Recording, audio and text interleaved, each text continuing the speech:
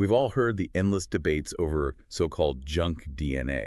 Right. The mainstream science label for the 95 to 98% of our DNA that doesn't code for physical proteins. Yeah, and most of you joining us probably already know that it isn't actually junk.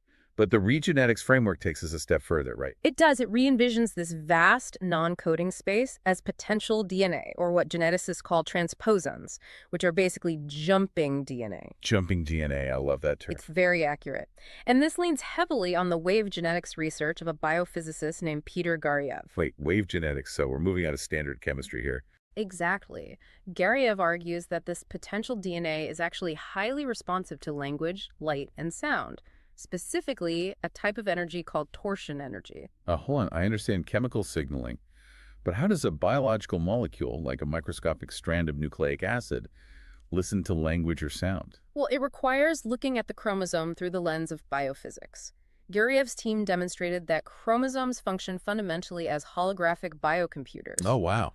Yeah, they utilize the DNA's own inherent electromagnetic radiation to read and write information.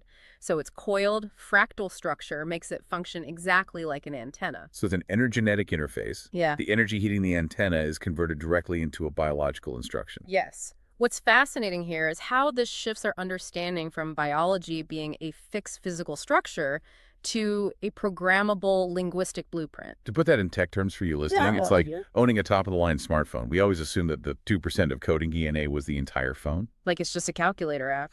Right.